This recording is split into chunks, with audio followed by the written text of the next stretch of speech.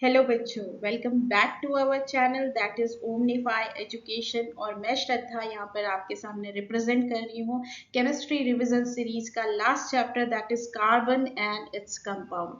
तो अगर मैं बात करूँ कि ऐसे कौन से टॉपिक्स हैं इस चैप्टर के जो मैक्सिमम वेटेज हमारे ला सकते हैं, तो वो टॉपिक्स हमें यहाँ पर देखने हैं। जैसे वर्सेटाइल नेचर ऑफ कार्बन की मैं बात करूँ, कोवैलेंट बॉन्डिंग की बात करूँ, nomenclature that is very important कि नॉमेनक्लेचर यहाँ से आ जाता है आपके पास, chemical properties of carbon compounds की बात करूं, इथेनॉल एंड इथेनोइक एसिड, उनके फॉर्मेशन, सोप एंड डिटर्जेंट के फॉर्मेशन, मिस सेल क्या होता है, मिस सेल के फॉर्मेशंस के बारे में इसमें आपसे पूछ लिया जाता है।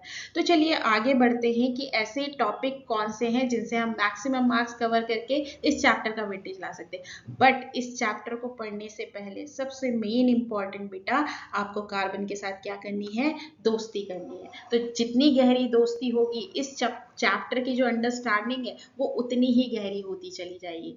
चलो तो हम आगे बढ़ते हैं और करते हैं कार्बन के साथ दोस्ती पहली स्लाइड से। तो पहली बात यहाँ पर ये आती है कि जो कार्बन है, कार्बन कोवैलेंट बॉन्डिंग को फॉर्म करता है। क्यों करता है कार्बन कोवैलेंट बॉन्डिंग को, तो इसका रीजन समझिए। कार्बन के अगर मैं बात करूं तो इसका एटॉमिक नंबर होता है 6। तो अगर मैं वैलेंस इलेक्ट्रॉन यानी आउटर मोस्ट इलेक्ट्रॉन की बात करूं तो इसमें टोटल कितने हैं, 4 आउटर मोस्ट में इलेक्ट्रॉन रहते हैं। तो 4 इलेक्ट्रॉन क्या करेंगे, 4 इलेक्ट्रॉन देखो, अगर कार्बन की बात करूं तो कार्बन के पास क्या है, या तो वो उन 4 इलेक्ट्रॉन को लूज करके डुप्लेट में सेट हो जाए, या फिर वो 4 कहीं से गेन करके अपना ऑक्टेट पूरा कर ले। लेकिन देखो, कार्बन अगर 4 लूज करेगा 4 गेन करेगा तो उसकी एनर्जी, उसको बहुत ज्यादा एनर्जी लगेगी। तो इसलिए कार्बन ये सब नहीं करता, कार्बन करता है दोस्ती। तो कार्बन की इसी दोस्ती की वजह से क्या होता है, ये अपने बहुत सारे दोस्त बना लेता है और एक बड़ी ब्रांच बन जाती है ऑर्गेनिक केमिस्ट्री। तो चलिए, कार्बन का जो अगर मैं बात करूं यहाँ पर, तो वो दोस्ती करने के लिए क्या करेगा, शेयरिंग करेगा। अच्छे दोस्त क्या करते हैं, हमेशा शेयरिंग करते हैं। तो कार्बन यहाँ पर शेयरिंग करता है और इसी शेयरिंग ऑफ इलेक्ट्रॉन को बोला जाता है कोवैलेंट बॉन्डिंग। तो शेयरिंग का मतलब है इक्वल इक्वल शेयरिंग है, जितने मेरे उतने तेरे, ये है मतलब शेयरिंग का मतलब। ठीक है, तो कार्बन का यहाँ पर जो कार्बन फॉर्म करता है वो कोवैलेंट बॉन्डिंग को फॉर्म करता है। नेक्स्ट बढ़ते हैं हम अपने इंपॉर्टेंट टॉपिक पर, that is allotrope of carbon. तो कार्बन के अगर हम एलोट्रॉप की बात करें तो डायमंड है, ग्रेफाइट है, बकमिनिस्टर फ्लोरीन है। तो चलिए, डायमंड क्या होता है, एलोट्रॉप पहली बात करते हैं कि एलोट्रॉप क्या होता है। एलोट्रॉप का मतलब कार्बन की जैसे नेचर में फाउंड होने वाले उसी के टाइप से दूसरा स्टेट। तो डायमंड जो है, एक एक्सेप्शन इसमें आता है कि नॉन मेटल होते हुए भी हार्डेस्ट सब्सटेंस है। इवन आपने कई बार देखा होगा कि जो बड़े बड़े पहाड़ होते हैं उनको डायमंड कटर से काटा जाता है, इतना हार्ड होता है ये। तो ये शाइनी लश्यर इसकी प्रॉपर्टी होती है नॉन मेटल होते हुए। तो ये डायमंड है, ये कार्बन का पहला एलोट्रॉप। दूसरा आता है ग्रेफाइट। ग्रेफाइट में एक एक्सेप्शन आपने देखा होगा कि क्या था, ये इलेक्ट्रिसिटी को कंडक्ट कर रहा था। इलेक्ट्रिसिटी नॉन मेटल होते हुए इलेक्ट्रिसिटी को कंडक्ट कैसे करता है, तो इलेक्ट्रिसिटी कंडक्ट करने का इसका जो रीजन है बेटा, वो है इसका एक फ्री इलेक्ट्रॉन। इसमें क्या होता है, बाकी इलेक्ट्रॉन तो क्या करते हैं, बॉन्ड फॉर्मेशन कर देते हैं, लेकिन एक इलेक्ट्रॉन ऐसा होता है जो फ्री रह जाता है और वो आयंस के रूप में क्या करता है, इलेक्ट्रिसिटी को कंडक्ट करता है। इस वजह से यहाँ पर इलेक्ट्रिसिटी कंडक्ट होती है। तो ये हो ग्रेफाइट। डायमंड तो आपने देखा ही होगा, ठीक है। ग्रेफाइट की बात करूं तो पेंसिल की लेड आपने देखी होगी, ग्रेफाइट की होती है। नेक्स्ट एलोट्रॉप की अगर मैं बात करूं तो नेक्स्ट एलोट्रॉप है बकमिनिस्टर फुलेरिन। बकमिनिस्टर फुलेरिन क्या है, एक जैसे आपने फुटबॉल देखी, सॉकर लाइक इसका स्ट्रक्चर होता है, C60 इसका फॉर्मूला होता है, यानी कार्बन के 60 मॉलिक्यूल्स आपस में मिलकर यहाँ पर क्या करते हैं, बकमिनिस्टर फुलेरिन को फॉर्म करते हैं। तो इसी के डिजाइन पर यूएसए में एक बिल्डिंग के आउटर में भी बकमिनिस्टर का एक डिजाइन यहाँ पर बनाया गया है और उसे कहा जाता है बकमिनिस्टर फुलेरिन। नेक्स्ट हम बढ़ते हैं, that is versatile nature of carbon. Carbon इतना यूनिक क्यों है, मतलब हम दोस्ती करें कार्बन से तो क्यों करें, उसका रीजन आपको इस क्वेश्चन के आंसर में समझ आ जाएगा। ठीक है, तो हमारी जो दोस्ती है कार्बन से वो इसके यूनिक नेचर, इसके वर्सेटाइल नेचर की वजह से। तो जो भी इंसान वर्सेटाइल होता है उसके सारे दोस्त होते हैं, ऐसी कार्बन वर्सेटाइल नेचर है तो उसके सारे दोस्त हैं। तो चलिए पढ़ते हैं, पहला जो वर्सेटाइल नेचर है कार्बन का वो क्या है, टेट्रावेलेंसी। दूसरा वर्सेटाइल नेचर है कैटेनेशन। तीसरा है tendency to combine other heteroatoms. Fourth है tendency to form multiple bonds and fifth है आइसोमेरिज्म। तो अब बात करते हैं कि क्या है ये वर्सेटाइल नेचर जो कोवैलेंट बॉन्ड के फॉर्मेशन की वजह से कार्बन को मिलते हैं। तो टेट्रावैलेंसी आपको पता है कि इसके आउटर मोस्ट में कितने इलेक्ट्रॉन हैं? 4। तो 4 का मतलब ये 4 बॉन्ड को फॉर्म कर पाएगा। तो ये 4 बॉन्ड की जो फॉर्मेशन होती है इसे कहा जाता है टेट्रावैलेंसी। नेक्स्ट जो इसका वर्सेटाइल नेचर आता है वो है कैटेनेशन। कैटेनेशन का मतलब क्या है? देखो कार्बन क्या है, अगर आप कार्बन देखोगे तो इसका साइज जो है वो स्मॉल है। तो स्मॉल साइज होने की वजह से क्या है, ये दूसरे कार्बन के साथ इजीली अटैच हो जाता है। और जब अटैच हो जाएगा, क्योंकि क्या होगा, आप देखोगे अगर साइज स्मॉल है तो उनके न्यूक्लियस आपस में क्या होंगे, पास होंगे। तो न्यूक्लियस पास होंगे तो क्या होगा, इजी, मतलब आप देखोगे कि इजीली वो अटैच हो जाएंगे। अटैच होने के बाद वो स्ट्रॉन्ग बॉन्ड को फॉर्म करेंगे। तो स्ट्रॉन्ग बॉन्ड फॉर्मेशन की वजह से कैटेनेशन यानी सेल्फ लिंकेज, एक कार्बन दूसरे कार्बन के साथ सेल्फ लिंक हो रहा है, जुड़ रहा है, तो सेल्फ लिंकेज को कहा जाता है कैटेनेशन। नेक्स्ट जो प्रॉपर्टी वर्सेटाइल नेचर जो आता है कार्बन का third, that is tendency to combine other hetero atoms, यानी चोर ग्रुप जो होते हैं, नाइट्रोजन हो गया, ऑक्सीजन हो गया, सल्फर हो गया, phosphorus, fluorine, chlorine, bromine, iodine etcetera, यानी ये चोर एटम्स हैं। चोर एटम मतलब दूसरे के इलेक्ट्रॉन को चुरा के ले जाएंगे, दूसरे के इलेक्ट्रॉन चुरा के ले जाएंगे मतलब, तो अगर चोर एटम है तो इनके साथ, जी हाँ इनके साथ भी, क्योंकि स्मॉल साइज है कार्बन का, और कार्बन के सी स्मॉल साइज होने की वजह से ये इन चोर एटम के साथ भी अच्छी दोस्ती रखता है। नेक्स्ट अगर मैं बात करूं तो ये है tendency to form multiple bonds. तो फोर्थ जो वर्सेटाइल नेचर है, मल्टीपल बॉन्ड। आपको पता है कि कार्बन जो है कोवैलेंट बॉन्डिंग है, शेयरिंग पर बिलीव रखता है। तो शेयरिंग की वजह से क्या होता है, ये अपने में सिंगल, डबल, ट्रिपल बॉन्ड को फॉर्म कर सकता है। इसलिए कार्बन का नेचर ऐसा है कि ये मल्टीपल बॉन्ड की फॉर्मेशन बना सकता है। नेक्स्ट जो आपके पास आता है वो है आइसोमेरिज्म, फिफ्थ वर्सेटाइल नेचर। तो आइसोमेरिज्म का मतलब होता है same molecular formula but different structural formula, मतलब ये सेम मॉलिक्यूलर फॉर्मूले को पोजेस करेंगे और स्ट्रक्चर, डिफरेंट स्ट्रक्चर को फॉर्म करेंगे। जैसे ब्यूटेन की मैं बात करूं, नॉर्मल ब्यूटेन, तो ये आपको चेन लाइक स्ट्रक्चर दिख रहा है, straight chain. Then methyl propane की बात करूं या आइसोब्यूटेन, तो ये इस तरीके से स्ट्रक्चर इसका बन जाता है, इसे कहा जाता है आइसोमेरिज्म। नेक्स्ट इंपॉर्टेंट टॉपिक जो हमारे पास आता है वो आता है ऑर्गेनिक कंपाउंड्स।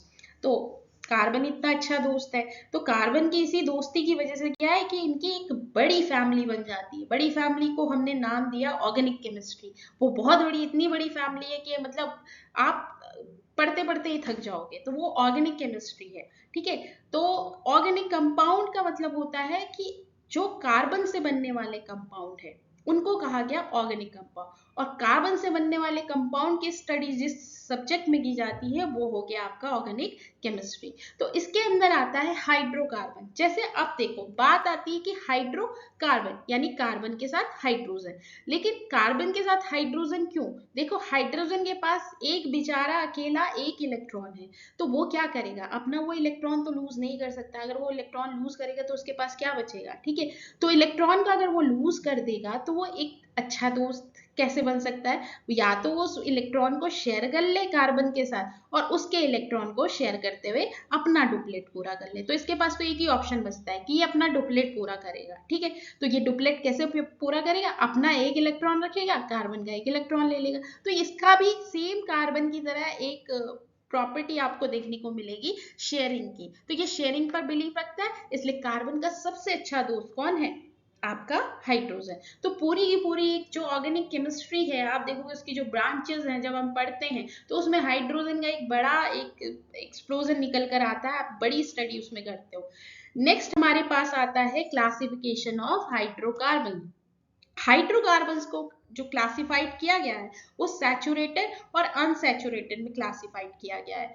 वैसे आपके पास यहाँ पर एलिफैटिक, साइक्लिक है, फिर एलिफैटिक को फर्दर सैचुरेटेड और अनसैचुरेटेड में किया गया है। तो सैचुरेटेड कार्बन्स वो होते हैं जो केवल सिंगल कोवैलेंट बॉन्ड बनाते हैं, जैसे एल्केन्स आपके पास आ जाएगा, और इनका जो जनरल फॉर्मूला होता है वो होता है CnH2n+2। तो इसमें जैसे एल्केन की मैं बात करूं, एक कार्बन के लिए मिथ, 2 के लिए इथ, 3 के लिए प्रॉप, 4 के लिए ब्यूट। तो कार्बन की जब आप नंबरिंग करोगे तो एल्कीन में क्या बनेगी, मीथेन, इथेन, प्रोपेन, ब्यूटेन। ऐसे ही अगर मैं बात करूं तो second unsaturated hydrocarbon. Unsaturated hydrocarbons में आपके पास आ जाते हैं एल्कीन्स, एल्काइंस। एल्कीन्स का जो जनरल फॉर्मूला होता है वो होता है CnH2n, जबकि जो एल्काइंस है उनका जनरल फॉर्मूला होता है CnH2n-2। तो अगर हम एल्कीन की बात करें CnH2n से, जब हम नंबर ऑफ कार्बन की बात करें 1 2 3, उसके आधार पर इथीन, प्रोपीन, ब्यूटीन आपके पास आ जाएगा। इन, आइन, एन, ये सफिक्स यूज करते हैं हम। एल्केन में एन सफिक्स, एल्कीन में इन सफिक्स, एल्काइन में आइन सफिक्स को यूज किया जाता है। ठीक है, उसके बाद हमारे पास next very very important topic आता है IUPAC और नॉमेनक्लेचर। नॉमेनक्लेचर यानी अब आपको जो ऑर्गेनिक केमिस्ट्री है इसका नाम भी तो देना है। इतनी बड़ी फैमिली बन गई है तो इतनी बड़ी फैमिली का नाम आप कैसे दोगे, इसके लिए बनाया गया एक ऑर्गेनाइजेशन जिसका नाम है international union of pure and applied chemistry. तो इस ऑर्गेनाइजेशन के थ्रू क्या हुआ कि जैसे हम भारत में या किसी भी आप देखोगे हर एक कंपाउंड को अलग अलग कंट्रीज में अलग अलग बोला जाता है। तो इस ऑर्गेनाइजेशन में एक रूल सेट कर दिया गया कि आप किसी भी कंपाउंड का जो नॉमेनक्लेचर करोगे वो कैसे करोगे और उसी को वर्ल्ड वाइड में आप इस तरीके से बोलोगे। तो इसको कहा जाता है IUPAC और नॉमेनक्लेचर। ठीक है, तो अगर हम बात करें हेट्रो, जो हमारे पास जैसे कोई कंपाउंड है या हमारे पास कोई लॉन्ग चेन कंपाउंड है, क्योंकि कार्बन अपने आप में एक बहुत बड़ी फैमिली बनाता है, तो कैसे हम इसका नॉमेनक्लेचर करें। तो इसके लिए नॉमेनक्लेचर के लिए कुछ सर्टेन रूल्स हैं। पहले तो आपको सफिक्स एंड प्रीफिक्स का ध्यान रखना होगा कि कौन सी चीज पहले आएगी वो प्रीफिक्स हो जाएगी, कौन सी चीज बाद में आएगी वो सफिक्स हो जाएगी। ठीक है, दूसरी बात आपको सबसे इंपॉर्टेंट ध्यान रखना होगा लॉन्गेस्ट कार्बन चेन, यानी जब आप नंबरिंग करोगे तो नंबरिंग करते हुए आपको ध्यान देना होगा कि लॉन्गेस्ट कार्बन चेन कौन सी है। थर्ड बात करनी होगी प्रेफरेंस, कि जब आप नंबरिंग करोगे तो प्रेफरेंस किसको दोगे। तो उस प्रेफरेंस के लिए आपको इन 4 चीजों को ध्यान रखना है कि सबसे पहली प्रेफरेंस हेलो ग्रुप को दोगे। हेलो ग्रुप कौन सा, जो आपके पास क्लोरीन, ब्रोमीन, आयोडीन है। ठीक है, उसके बाद सेकंड प्रेफरेंस दोगे आप फंक्शनल ग्रुप को। फंक्शनल ग्रुप यानी इथेनॉल, एल्डिहाइड, इथेनोइक एसिड, इनको प्रेफरेंस दोगे। फिर आपके पास आता है मल्टीपल बॉन्ड्स। मल्टीपल बॉन्ड्स यानी डबल, ट्रिपल बॉन्ड, इनको प्रेफरेंस दोगे। एंड फोर्थ में प्रेफरेंस दोगे सब्स्टिट्यूएंट ग्रुप्स। सब्स्टिट्यूएंट ग्रुप्स यानी कि एल्केन में से एक हाइड्रोजन को अगर आप रिमूव करते हो तो आपको एल्काइल सब्स्टिट्यूएंट ग्रुप मिलता है, जिसमें आपका मिथाइल, इथाइल, प्रोपाइल होता है, उसको प्रेफरेंस दोगे। तो अब बात आती है कि हम, ठीक है ये तो रूल हो गया, लेकिन इसके लिए जानने के लिए हमारे पास कुछ एग्जाम्पल्स होना चाहिए, तभी तो हमें समझ आएगा। तो इसके लिए जैसे आपके सामने एक कंपाउंड है, ठीक है, आपके पास ये कंपाउंड है, इसमें जैसे कार्बन की नंबरिंग, लॉन्गेस्ट कार्बन चेन आपको सबसे पहले देखनी है। तो आपको कैसे लॉन्गेस्ट कार्बन चेन देखनी है, 1 2 3 4 5 कार्बन। याद रखना नंबरिंग किसकी करोगे, कार्बन की करोगे। ठीक है, तो 1 2 3 4 5, और अगर आप ऐसे में चलते हो तो 1 2 3 4, तो यानी लॉन्गेस्ट कार्बन चेन कौन सी हुई, ये वाली। तो हम नंबरिंग यहां से करेंगे, यहां से लेके यहां तक। लेकिन नंबरिंग लेफ्ट टू राइट करें या राइट टू लेफ्ट, उसके लिए हमें देखना होगा प्रेफरेंस सीरीज। तो प्रेफरेंस सीरीज में अगर हम देखें तो प्रेफरेंस सीरीज में क्या हो रहा है, पहली प्रेफरेंस हेलो ग्रुप, तो क्या यहाँ पर हेलो ग्रुप है, नहीं, तो ये भी नहीं होगा। फिर अगर हम बात करें यहाँ पर इस जो स्ट्रक्चर आपके सामने दिया, इसमें क्या फंक्शनल ग्रुप है कोई, एल्कोहल या ओइक या एल्डिहाइड, नहीं। तो अब बात करते हैं, अगर ये नहीं है तो उसके बाद मल्टीपल बॉन्ड्स को देखना है। मल्टीपल बॉन्ड्स है क्या यहाँ पर, हाँ है। ठीक है, उसके बाद अगर बात करें जैसे यहाँ पर ट्रिपल बॉन्ड, ये मल्टीपल बॉन्ड्स में है। ठीक है, उसके बाद करें सब्स्टिट्यूएंट ग्रुप, जो मैंने आपको कहा था एल्केन में से एक हाइड्रोजन रिमूव कर दीजिए तो आपके पास एल्काइल यानी सब्स्टिट्यूएंट ग्रुप आपको मिल जाता है चेन के साथ जो अटैच है। तो सब्स्टिट्यूएंट ग्रुप है क्या यहाँ पर, हाँ यहाँ पर ये मिथाइल ग्रुप भी है। अब ये दोनों चीजें यहाँ पर है, तो अब प्रेफरेंस किसके हिसाब से, तीसरे नंबर पर, यानी पहली प्रेफरेंस मल्टीपल बॉन्ड को जाएंगी, यानी नंबरिंग कहां से होगी, मल्टीपल बॉन्ड से। तो 1 2 यहां से ज्यादा पास है तो हम नंबरिंग यहां से करेंगे। ठीक है, तो ये 1 हो गया, देन आपके पास 2 हो गया, देन आपके पास 3 हो गया, देन आपके पास 4 हो गया, एंड देन लास्ट में आपके पास क्या हो गया, 5 हो गया। ठीक है, अब इसके बाद आपको क्या देखना है कि जो आपका नंबरिंग आपने कर दी है फोर्थ नंबर पर, ठीक है, फोर्थ आपका क्या होगा, प्रीफिक्स होगा, फोर्थ नंबर पर आपका मिथाइल ग्रुप अटैच हो रहा है, तो 4 मिथाइल, और 2 पर आपका क्या है, 2 के बाद, 2 और 3 के बीच में, तो पहले जो नंबरिंग होती है 2 के बाद आपका ट्रिपल बॉन्ड यानी आइन है, तो ट्रिपल बॉन्ड के लिए आप यूज करोगे आइन। और कितने कार्बन है, 5 कार्बन है, तो पेंट। तो यानी आप इसको लिख सकते हो 4 मिथाइल, 2 पर आपका आयन ग्रुप है पेंट में, तो 2 पेंट आयन, या आप इसको लिख सकते हो 4 मिथाइल पेंट 2 आयन। तो ये दोनों अपने आप में सही होंगे, तो ये है इसका नॉमेनक्लेचर। तो इस तरीके से आप किसी भी कंपाउंड का आप नॉमेनक्लेचर कर सकते हो। नेक्स्ट हम इंपॉर्टेंट टॉपिक पर आते हैं, homologous series. Homo means same, logous means pair. Same pair, जैसे सेम पेयर किसके, अब जैसे मैं बात करूं एल्केन सीरीज की, तो एल्केन सीरीज में सेम पेयर किसका होगा, एल्केन का ही तो होगा, यानी मीथेन का पेयर इथेन होगा। हमेशा याद रखना, मीथेन का पेयर प्रोपेन नहीं होगा, मीथेन का इथेन, इथेन का प्रोपेन होगा। ये कैसे जस्टिफाई करते हैं, होमोलोगस के आधार। तो होमोलोगस में ध्यान रखने वाली बात ये है कि इसमें जो डिफरेंस आता है मेंबर्स में, वो CH2 का डिफरेंस आता है। जैसे मीथेन के बाद CH4 के बाद C2H6 है, तो C2H6 में कितने का डिफरेंस आया, CH2 का। ठीक है, तो हर एक होमोलोगस सीरीज में, होमोलोगस पेयर में CH2 का डिफरेंस आएगा, यानी 14 मॉलिक्यूलर जो मासेस है, 14 नंबर ऑफ मासेस को के डिफरेंस को पजेस करेगा, इसको हम कहेंगे होमोलोगस सीरीज। ठीक है, तो यहाँ पर एग्जाम्पल भी दिया है, जैसे अगर आपके पास आ जाए कि एल्कोहल की होमोलोगस सीरीज बताइए, तो मीथेनॉल का हीथेनॉल, इथेनॉल का प्रोपेनॉल, प्रोपेनॉल का ब्यूटेनॉल, तो ये पूरी क्या है, एल्कोहल की होमोलोगस सीरीज, यानी इन सब में क्या आ रहा है, CH2 का डिफर आ रहा है।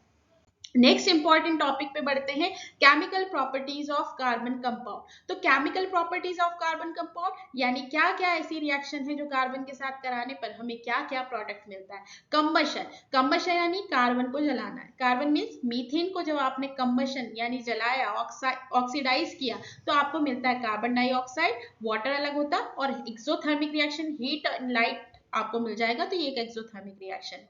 नेक्स्ट आता है ऑक्सीडेशन, ऑक्सीडेशन यानी आपने यहाँ पर क्या यूज करना है, आपने यहाँ पे ऑक्सीडाइजिंग एजेंट यूज करना है, यानी एल्कोहल को आप ऑक्सैलिक एसिड में कन्वर्ट करते हो in the presence of oxidising agent, और वो ऑक्सीडाइजिंग एजेंट होते हैं पोटेशियम परमैंगनेट, और या आप इसकी जगह पर पोटेशियम डाइक्रोमेट भी यूज कर। अब जो नेक्स्ट हमारे पास वेरी वेरी इंपॉर्टेंट रिएक्शन आती है, वो आती है एडिशन रिएक्शन। एडिशन रिएक्शन मतलब आप इसमें ऐड करोगे, किसका एडिशन करोगे, आप इसमें किसको ऐड करोगे, हाइड्रोजन को ऐड करोगे। किस में ऐड करोगे, अनसैचुरेटेड हाइड्रोकार्बन में, यानी अनसैचुरेटेड हाइड्रोकार्बन में जब आप हाइड्रोजन को ऐड करते हो in the presence of nickel, palladium और प्लैटिनम, कोई भी आप कैटलिस्ट यूज करिए, but nickel is best suited for this reaction. Nickel को जब आप निकिल की प्रेजेंस में जब आप हाइड्रोजन का रिएक्शन करवाते हो इसके साथ, तो आपको मिलता है सैचुरेटेड हाइड्रोकार्बन, यानी एल्केन आपको मिल जाएगा। ठीक है, एल्कीन से एल्केन बनाने वाली प्रोसेस एडिशन रिएक्शन है, आपको ऐसे भी याद रखना है।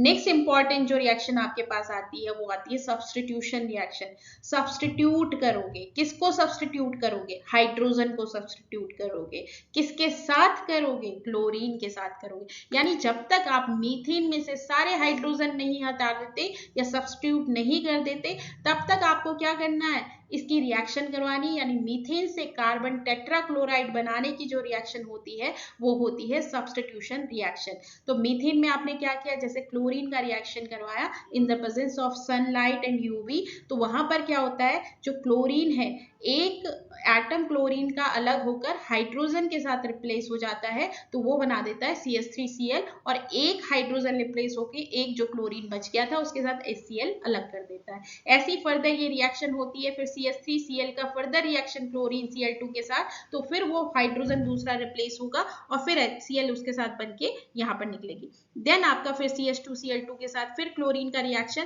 फिर CHCl3 बनता है, फिर HCl निकलती है, फिर CH3 का अब एक ही हाइड्रोजन बचा है, अब ये लास्ट हाइड्रोजन जब रिप्लेस हो जाएगा, आपको मिल जाता है CCl4 carbon tetrachloride and HCl अलग फॉर्म हो जाता है।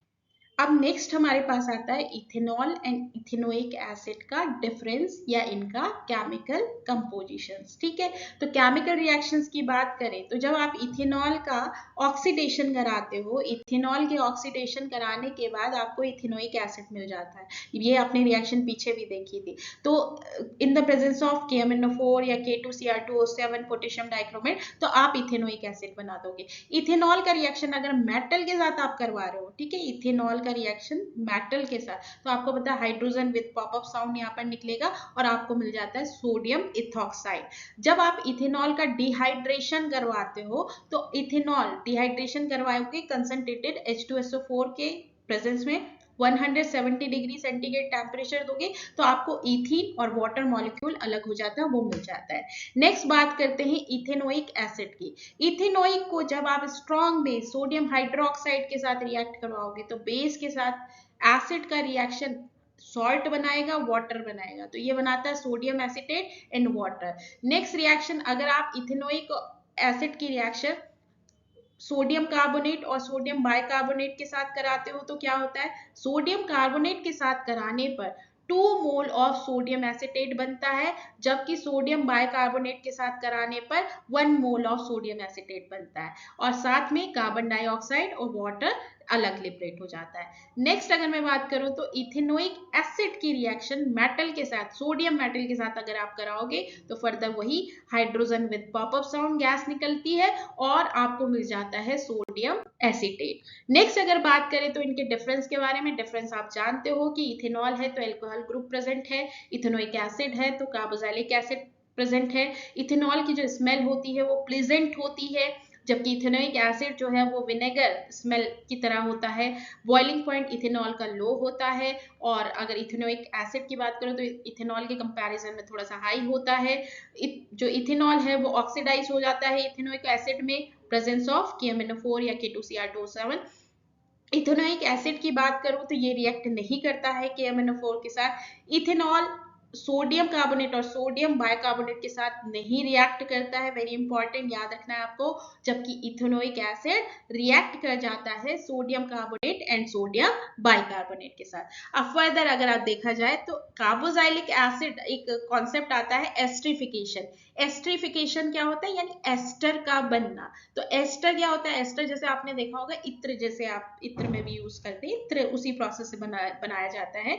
तो इसमें इथेनॉल का रिएक्शन इथेनोइक एसिड के साथ किया जाता है, यानी अल्कोहल का रिएक्शन जब कार्बोक्सिलिक एसिड के साथ किया जा रहा है तो आपको एस्टर मिलता है और वाटर अलग निकल जाता है, इसे कहा जाता है एस्टरिफिकेशन। सेम इसी एस्टरिफिकेशन से आपका सेपोनिफिकेशन रिएक्शन बनती है।